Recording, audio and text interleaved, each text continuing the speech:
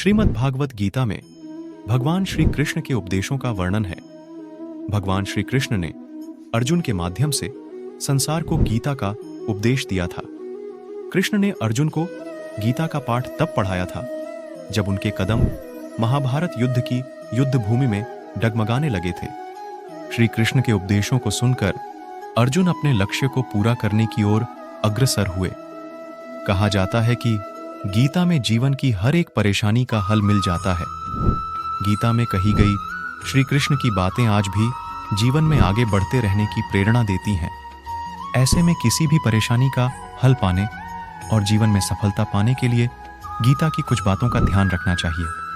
माना जाता है कि जो भी व्यक्ति गीता की इन 5 बातों का जीवन में अनुसरण कर लेता है वह हर काम में जरूर विजय हासिल कर लेता है। ये रहे गीता के अनमोल उपदेश जो जीवन को नई राह दिखाते फल की इच्छा छोड़ कर्म पर ध्यान देना चाहिए।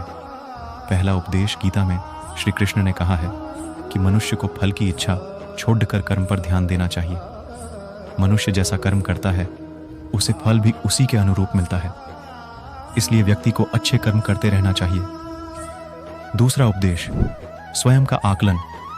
श्री कृष्ण के अनुसार व्यक्ति को खुद से बेहतर कोई नहीं जान सकता, इसलिए स्वयं का आकलन करना बेहद जरूरी है।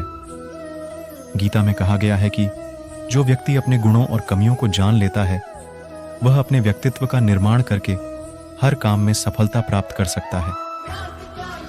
मन पर नियंत्रण।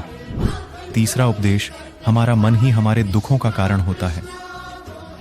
ऐसे में श्री कृष्ण ने गीता में कहा है कि जिस व्यक्ति ने अपने मन पर काबू पा लिया वह मन में पैदा होने वाली बेकार की चिंताओं और इच्छाओं से भी दूर रहता है। साथ ही व्यक्ति को अपने लक्ष्य को भी आसानी से प्राप्त कर लेता है। क्रोध पर काबू रखें। चौथा उपदेश क्रोध में व्यक्ति नियंत्रण खो बैठता है और आवेश में आकर गलत कार्य कर देता है।